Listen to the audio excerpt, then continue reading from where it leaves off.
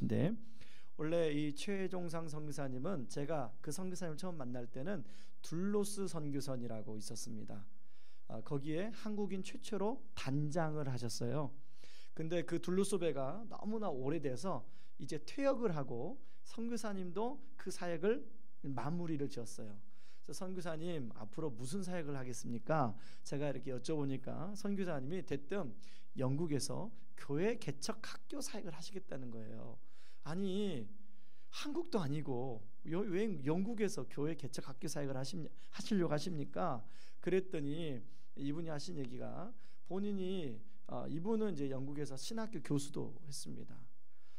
그리고 영국의 이 영국 현지인들 교회를 또 목회를 하셨어요. 그래서 이 영국을 향한 어떤 애틋한 마음이 있으신 것 같아요. 특별히 영국에 있는 교회를 저희가 돌아다 보고 특별히 우리나라에 처음 순교한 선교사님이 토마스 선교사님인데 토마스 선교사님을 파송한 교회 하노버 교회인데 그 하노버 교회를 가서 보니까 머리 희끗희끗한 할아버지 할머니들 몇 분만 남아서 예배를 드리고 있더라. 그걸 보면서 자기가 영국 교회에 빚진 걸 생각하면 이대로는 안 되겠다. 그래서 원래 이분이 OM 선교회 소속의 선교사님입니다. 근데 이 OM 선교회에 그 안에 그 사역이 없어요. 교회 개척 학교 사역이. 본인이 그걸 이제 개척을 정말 하신 거죠. 여러분 우리가 유럽 교회가 영국 교회가 어렵다라는 것을 이미 들어서 우리가 알고 있죠. 그런데 여러분 교회 성장학자들은 비단 영국 교회뿐만 아니라 머지않아 한국 교회도 그렇게 될 수 있다라고 이야기하고 있습니다. 여러분 올해가 이제 종교개혁 500주년을 맞이했습니다. 그래서 행사도 있고 학술 집회 같은 것도 있습니다. 그런데 여러분 우리가 지금의 한국 교회 이렇게 모습을 우리 보게 되면 예전에 어떤 목사님이 인터뷰하면서 그런 얘기를 했어요. 오늘 한국 교회가 마치 링거를 맞고 있는 환자와도 같다. 다행히 링거를 맞고 있어서 다행이다. 그런 표현을 썼는데 여러분 오늘 느헤미야 1장에 보면 여러분 에스라와 느헤미야서가 원래 성경 한 권입니다. 우리는 이제 이렇게 에스라서 느헤미야서 이렇게 띄워놨지만 원래 한 성경이에요. 그래서 느헤미야 1장에 보면 그 당시 그러니까 에스라 당시에 하나님이 이제 그 회복할 당시에 그 예루살렘의 상황이 나와요. 느헤미야 1장 3절을 같이 한번 보시죠. 같이 한번 보겠습니다. 그들이 내게 이르되 사로잡힘을 면하고 남아있는 자들이 그 지방 거기에서 큰 환난을 당하고 능욕을 받으며 예루살렘 성은 허물어지고 성문들은 불탔다 하는지라. 19절 역대하 36장 19절 왜 그런 일이 일어났나 같이 읽습니다. 또 하나님의 전을 불사르며 예루살렘 성벽을 헐며 그들의 모든 궁실을 불사르며 그들의 모든 귀한 그릇들을 부수고. 하나님께서 바벨론의 왕 느부갓네살을 통해서 이제 예루살렘의 모든 성벽이 허물어지고 심지어는 성전을 다 불타고 사람들이 포로로 잡혀가게 됐어요. 이걸 그리고 이제 지금 오늘 본문이 오기까지가 약 50년 정도 흘렀어요.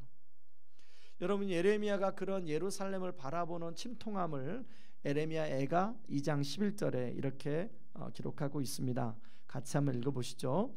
내 눈이 눈물에 상하며 내 창자가 끊어지며 내 간이 땅에 쏟아졌으니 이는 내 딸 내 백성이 패망하여 어린 자녀와 젖먹는 아이들이 성읍 길거리에 기절함이로다. 그러니까 주전 587년에 예루살렘이 바벨론에 멸망했습니다. 그리고 이제 고레스가 바벨론에서 승리했을 때가 주전 539년이에요. 약 50년 정도 차이가 나요. 이 50년 동안 이 예루살렘은 이렇게 그냥 폐허가 된 채로 있었어요. 여러분 성전은 하나님이 임재하는 곳이었고 성전은 마지막 이스라엘의 자존심이었습니다. 성전이 있는 한 이스라엘은 영원할 거라고 사람들은 생각하고 믿었어요. 무너지지 않을 거라고 생각했어요. 그런데 여러분 예루살렘 성전이 무너진 이유가 뭡니까? 하나님이 그 자기가 사랑했던 성전까지 무너뜨린 이유가 뭘까요? 바로 그것은 이스라엘 백성들이 하나님을 떠나 우상 숭배에 빠졌기 때문이죠. 여러분, 우리가 지난주 다락방 교재에서 율법주의에 대해서 우리가 배워 같이 스터디를 했을 텐데, 여러분, 율법주의도 주의를 해야 되겠지만 사실 지금 현대 우리가 직면해 있는 도전은 뭐냐면 세속화의 도전입니다. 그러니까 자유주의의 도전이에요. 사람들이 다시금 자기 마음대로 신앙생활을 하는 시대가 되어버렸어요. 여러분, 앞에서 말한 것처럼 교회들이 지금 그렇게 어려운 가운데 빠져 있는데요, 반면은 세상은 훨씬 더 첨예하고 각박하고 복잡해졌어요. 그래서 성도들은 파도처럼 세속화의 물결 속에서 갈 길을 찾지 못하고 헤매고 있습니다. 그래서 개인의 성전들이 무너져 가고 있어요. 많은 크리스천들이 그럴수록 믿음으로 싸워야 되는데 타협해 버리거나 혹은 개인의 자기 마음대로 행동해 버리는 그런 추세에 지금 우리가 살고 있습니다.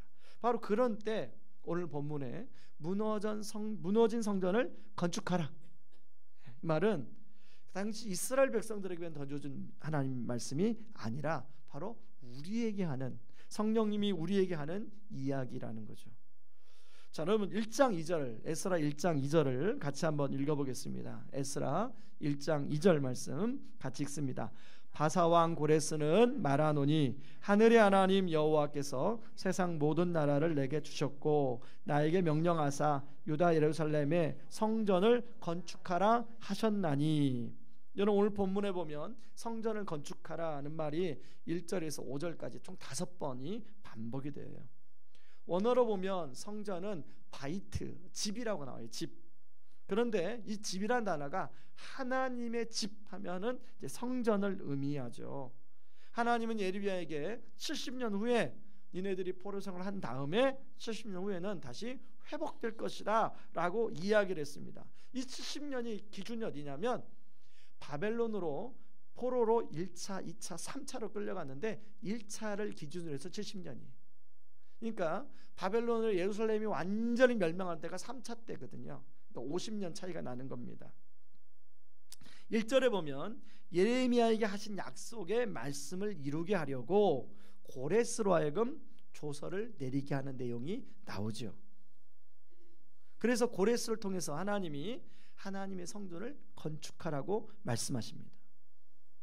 여러분, 하나님이 70년 후에는 이스라엘을 회복시킬 것이다. 그러면 여러분, 이스라엘을 회복시킨다는 것은 무슨 말입니까? 우리 3.1 독립, 3.1절 그 독립, 우리 8.15 광복한 것처럼 광복선언만 하면 돼요. 그러니까 고레스가 굳이 뭐 하나님의 성전을 건축해라 이렇게 하지 말고 그냥 이스라엘 사람은 오늘부터 다시 다 본국으로 돌아가, 그러면 돼요. 그게 회복이잖아요. 여러분, 그렇게 생각하지 않습니까? 70년 후에 회복할 것이다 그러면 다 짐 싸들고 본국으로 다 돌아가, 이렇게 말하면 될 일을 오늘 성경에 보면 왜 하나님의 집을 건축하라 이렇게 말을 했을까요? 여러분, 이스라엘 백성들이 포로된 이유가 뭐냐면 하나님의 전을 하나님의 전답게 여기지 않은 것 때문입니다. 하나님을 하나님답게 여기지 않은 것 때문이에요. 바알을 하나님으로 섬기고 자기가 좋아하는 것들을 하나님으로 섬겼기 때문에 그래요. 그래서 하나님은 이스라엘이라는 나라는 그냥 이스라엘 나라가 아니죠. 하나님의 백성입니다. 그래서 하나님의 백성이 회복된다는 것은 바로 하나님과의 교제가 회복되는 걸 말해요. 그래서 하나님의 교제가 회복되기 위해서는 가장 중요한 코어가 뭐냐? 바로 하나님의 성전이죠. 하나님의 성전이 회복되어야 거기에서 하나님과의 교제가 회복되고 백성들이 돌아와도 거기서 하나님을 경배하는 백성들이 되는 거죠. 여러분, 그런 차원에서 여러분, 한국 교회가 지금 무너져 가고 있다라고 우리가 그렇게 듣는데 우리는 한국 교회를 위해서 그럼 나는 어떻게 하고 있는가? 여러분, 우리가 그런 측면에서 우리가 한국 교회를 사랑하는 그런 마음을 가지고 우리가 기도할 필요가 있다는 것입니다. 그런가 하면 또 하나는 우리 개인의 무너지는 성전을 어떻게 세워갈 것인가 하는 부분이죠. 여러분, 오늘날도 우리가 성전이 무너지고 있는데, 여러분, 우리가 그러니까 그 당시에 바알이나 아세라 같은 우상에 빠졌다면 지금은 여러 가지 우상, 현대인들이 자주 빠지는 우상들, 뭐 다락방에서 우리가 했죠. 그런 우상에 우리가 자주 걸려 넘어져 빠져 있는 거죠. 그래서 여러분, 그런 것들로부터 우리가 잘 살펴서 개인의 성전이 무너지지 않도록 다시 세워야 된다는 것입니다. 그렇다면 이 무너진 성전을 건축하기 위해서는 어떻게 해야 될 것인가? 우리가 두 가지를 좀 살펴보려고 하는데, 첫 번째는 하나님 아버지의 마음으로 교회를 바라보는 겁니다. 한번 저를 따라 하실래요? 하나님 아버지의 마음으로 교회를 바라보라. 여러분, 하나님이 성전이 무너진 것을 보고 그 당시 가장 마음이 아프신 분이 누구실까요? 바로 하나님이죠. 하나님은 다시금 하나님의 성전이 회복되기를 간절히 원하고 있어요. 그래서 고레스에게 하나님의 성전을 건축하라고 하는 마음을 주신 거예요. 여러분, 1절에 보면 주어가 누굽니까? 고레스가 아니에요. 1절에 보면 주어가 하나님이죠. 그래서 고레스의 마음을 감동시켜서 성전을 건축하라는 조서를 내리죠. 여러분, 2절에도 고레스가 이렇게 말하죠. 2절에도 하늘의 하나님 여호와께서 세상 모든 나라를 내게 주셨고 나에게 명령하사 유다 예루살렘 성전을 건축하라 하셨다. 고레스는 자신에게 명령한 분이 분명히 하나님이라고 이야기하고 있습니다.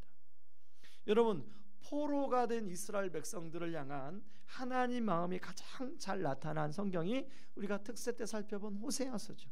여러분, 호세아서 11장 8절을 같이 한번 읽어보시죠. 같이 읽습니다. 에브라임이여 내가 어찌 너를 놓겠느냐, 이스라엘이여 내가 어찌 너를 버리겠느냐, 내가 어찌 너를 아드마같이 놓겠느냐, 어찌 너를 스보임같이 두겠느냐, 내 마음이 내 속에서 돌이키어 나의 긍휼이 온전히 불붙듯 하도다. 하나님은 이스라엘 백성들이 잘못돼서 징계하셨지만 그 이스라엘 백성들을 바라보는 하나님의 마음은 너무나 마음이 아픈 거죠. 그래서 다시금 회복시키겠다고 이야기하고 있는 거죠. 여러분, 하나님은 누구보다도 자신의 백성들이 하나님의 나라를 누리며 살아가기를 원하셨어요. 그것이 하나님의 성전을 중심으로 그렇게 살아가기를 원하셨어요. 그래서 성전을 건축하라고 말씀하시는 거죠. 여러분은 보통 우리가 이제 한국 교회에 대해서 이렇게 어떤 얘기를 들으면 또 한국 교회를 향한 우리는 어떤 마음을 가지고 있는지 한번 점검해 볼 필요가 있어요. 저는 부산 그 여중생 사건을 다시 한번 생각해 보게 됐어요. 피해자가 있고 가해자가 있잖아요. 우리가 보통 우리가 일반적으로 모든 사람들이 가해자에 대해서 많은 비난하는 생각도 하고 비난하는 말을 다른 사람과 대화하면서 했을 거예요. 그런데 그 가해자의 부모들은 어땠을까? 여러분, 제3자와 가해자의 부모들은 어땠을까요? 다른 사람들은 수없이 비난하고 손가락질하고 그렇게 말을 했지만, 그러나 그 부모는 그가 가해자지만 내 자식이기 때문에 가슴 아파했을 거예요. 여러분, 한국 교회를 바라보는 하나님의 마음이 어떨까요? 저는 그 부산 여중생의 그 부모님의 마음이라 생각해요. 우리는 하나님 마음을 모르는 우리는 쉽게 비난하고 비판하고 어떻게 그럴 수가 있어? 어느 교회가 왜 그래? 이렇게 이야기하지만 하나님은 그런 교회를 볼 때마다 부모와 같은 마음으로 그 교회를 바라볼 것입니다. 여러분, 우리가 바로 우리가 한국 교회 뭐 전체를 그렇고 여러분이 생각하는 어떤 그 부정적인 교회를 생각해도 좋아요. 그 교회를 생각할 때 여러분이 부모의 하나님의 마음을 회복해야 돼요. 그리고 그런 하나님의 마음을 가지고 그 한국교회, 그 아픈 교회들 향해서 기도해야 됩니다.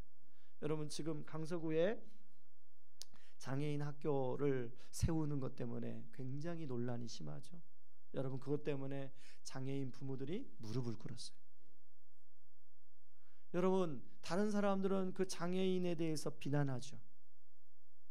저런 애들이 우리가 사는 동네에 왔다 갔다 하는 거나 싫다. 그런데요, 그 부모의 심정은 비록 어찌어찌해서 태어났는데 장애아로 태어났죠. 그렇지만 내 자식이니까 많은 사람들이 보는 앞에서 무릎을 꿇어서 그렇게 그분들의 죄가 뭐가 있어요? 여러분 우리 하나님은 지금 우리 한국교회를 향해서 마치 부모 그 무릎 꿇는 그 부모님과 같은 마음으로 한국교회를 생각하게 하실 것이라고 생각합니다. 그런 측면에서 여러분 우리가 비판과 비난의 마음으로 남의 자식처럼 그렇게 우리가 한국교회를 바라봤다면 우리가 그 부모의 무릎 꿇는 부모의 심정으로 우리가 하나님의 마음 품고 한국교회를 우리가 바라보고 그리고 우리 주변에 있는 어려운 교회들 놓고 같이 기도하는 것이 필요할 거라고 생각합니다. 여러분 우리 교회도 마찬가지죠. 여러분 우리 교회가 이 땅에 어떤 교회도 완벽한 교회가 없습니다. 여러분 생각하는 그 교회 완벽하지 않습니다. 부족한 면이 있지요. 그래서 우리가 그런 것이 보일 때마다 그걸 가지고 이 교회는 왜 그래? 라는 말을 하기 전에 여러분 무릎을 꿇고 하나님 마음 심정을 가지고 그 부족한 것을 내가 채워가는 저와 여러분들이 되기를 주님의 이름으로 축원합니다. 여러분 바울은요 그리스도의 몸을 위하여 그리스도의 고난을 몸에 채우겠다고 이야기를 했습니다. 여러분 우리 안에 몸된 교회가 건강하게 세워지기 위해서는 바로 누군가의 희생을 통하여 바울 같은 희생을 통하여 교회가 건강하게 세워지는 줄 믿습니다. 지난 주일에 고등부 우리 학생들에게 2명에게 장학금을 줬습니다. 제 방에 불러서 기도하고 줬는데요. 그 중에 한 아이가 우리 교회 혼자 나오는 아이예요. 고3인데 우리 교회 이제 중학교 때 잠깐 나왔다가 아마 올 초에 다시 나오게 된 것 같아요. 처음에는 이제 이 아이를 처음 보니까 이제 이렇게 궁금한 거 이런저런 걸 물어봐. 내가 도둑 말게 마음에 문을 닫고 이야기를 안 해요. 그래서 이제 내가 너만 할 때 우리 집이 어땠는 줄 아니? 그러고 이제 제가 몇 가지 얘기를 했더니 얘가 이분한테는 이야기해도 괜찮다 하고 이제 자기 이야기를 하나씩 하는 거예요. 너 교회 어떻게 나오게 됐니? 이게 물어보니까 자기 집이 너무 어려워요. 큰 딸. 자기 집이 너무 어려워서 자기가 소망이 보이지 않는데 수원 사는 친구가 너 교회 한번 나가라. 그래가지고 중학교 때 나갔던 교회 우리 교회가 생각나가지고 자기 발로 교회를 찾아온 거예요. 제가 그 아이한테 너 지금은 정말 소망이 없어 보이지 않니? 그러나 주님을 너 교회 떠나지 말고 주님을 꼭 붙들어라.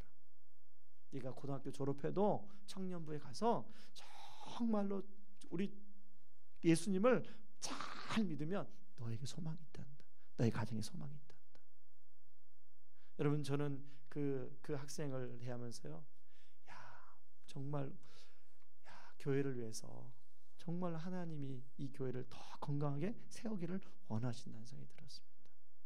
여러분 우리가 이렇게 수요일 나와서 같이 기도하는 이유가 뭡니까? 우리가 기도함을 통해서 우리가 그리스도의 몸된 교회의 고난을 체험을 통해서 누군가가 영적 유익을 누리고 누군가가 또 세워지는 은혜가 있는 줄 믿습니다. 여러분 두 번째, 무너진 성전을 세우기 위해서 우리가 어떻게 되냐? 저를 따라하세요. 성전을 세우는 일에 기쁨으로 동참하라. 여러분 1장 1절을 같이 한번 읽어봅니다. 읽습니다. 바사왕 고레스 원년에 여호와께서 예레미야 입을 통하여 하신 말씀을 이루게 하시려고 바사왕 고레스의 마음을 감동시키매 그가 온 나라에 공포도 하고 조서도 내려 이르되, 여기 감동시키다, 감동. 여러분, 감동이라는 단어가 우루라는 단어인데요, 이 뜻은 잠을 깨우다, 각성시키다, 그런 뜻을 가지고 있어요. 고레스 입장, 하나님이 보실 때 고레스가 잠자고 있었어요. 그래서 고레스를 각성시키고 잠을 깨우고 있어요. 여러분, 수요일 날 이렇게 예배 들어오면요, 하루 종일 이렇게 활동을 했기 때문에 이 시간이면 이게 나도 모르게 이렇게 될 수 있습니다. 우루, 하나님이 우리가 이 무식 가운데 우리가 무식에 잠을 빨 수 있잖아요. 세상살이가 정말로 힘들고 막 그렇게 막 바쁘고 분주하다 보면 나도 모르게 세상의 잠에 취할 수가 있어요. 여러분, 고레스가요, 제가 자료를 찾아보니까 그냥 그 고레스가 그 메데와 페르시아의 연합군이잖아요. 바벨론을 점령한, 이제 그때부터 고레스 이 페르시아 시대가 시작이 되는데, 고레스가 그냥 정권 잡은 게 아니에요. 수없는 전쟁을 통해서 정권을 잡았어요. 그러다 보니까 하나님의 뜻하고는 고레스가 별로 상관이 있을까 없을까요? 없어요. 근데 하나님이 그런 고레스를 어떻게 돼? 깨웠어요.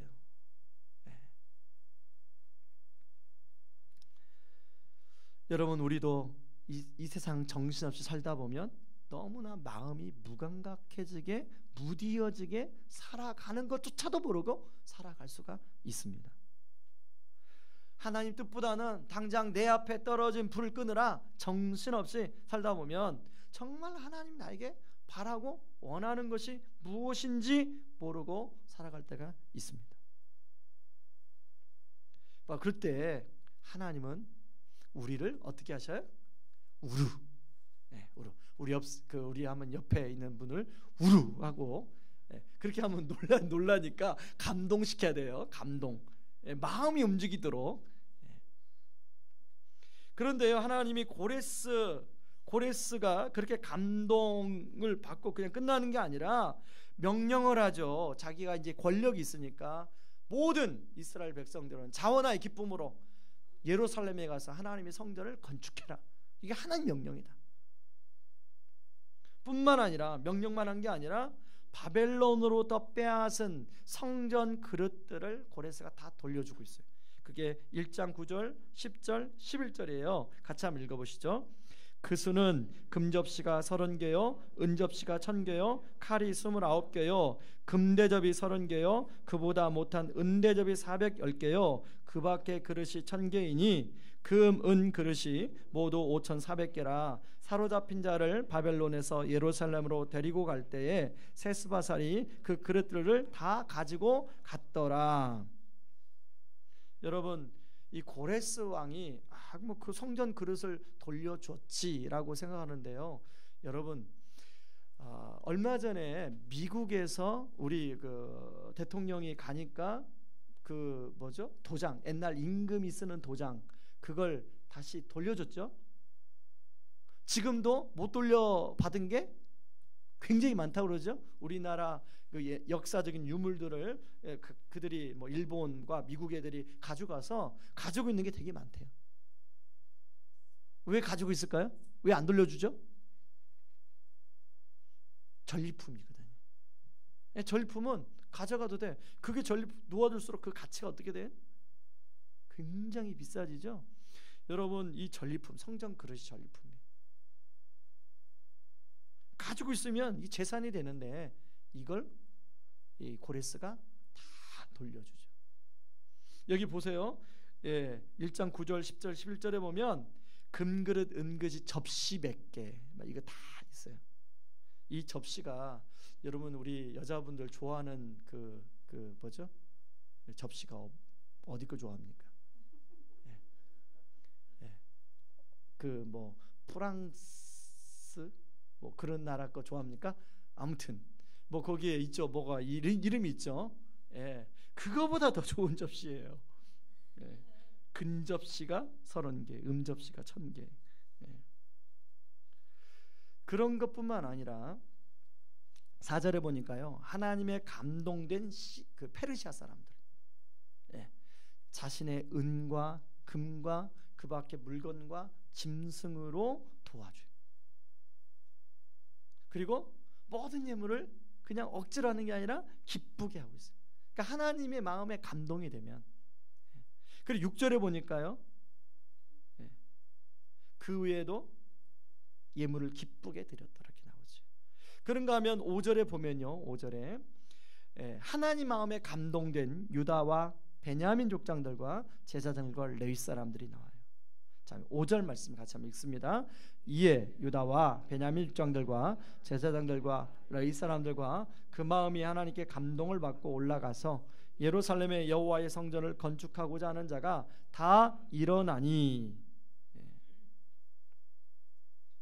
그러니까 감동을 받고 유다와 베냐민 족장들과 제사장과 레위 사람들이 약 5만 명 정도가 따라와요. 여러분, 자, 한 곳에 참 지금 이스라엘이 포로로 끌려가서 50년 내지 70년을 살았어요. 여러분, 50년에 70년 살면요, 세대가 바뀝니다. 그리고 거기서 태어나요. 그러니까 바벨론 2세가 태어났어요. 그러면 50년 살았으면 거기에 이미 이제 안정적인 삶을 살고 있는 거예요. 근데 거기에 제2의 고향 같은 곳을 하나님 명령 하나로 버리고 다시 돌아와. 근데 지금 예루살렘은 어떤 곳이에요? 폐허예요, 폐허. 여러분, 그런 것이죠. 우리나라에 전쟁이 난데 전쟁터 이제 전쟁이 나서 폐허예요. 미국에 너무 뭐 이렇게 필라델피아 이런 데 막 해변에 좋은 데 살다가 다 포기하고 한국으로 돌아오는 마찬가지. 쉽지 않겠죠. 그런데 하나님 마음이 감동이 되니까. 여러분, 한 교회가 건강하게 세워지고 그 교회를 통해서 온전한 하나님 나라가 구현되기까지는 많은 분들의 이런 헌신이 모아져서 그렇게 되어집니다.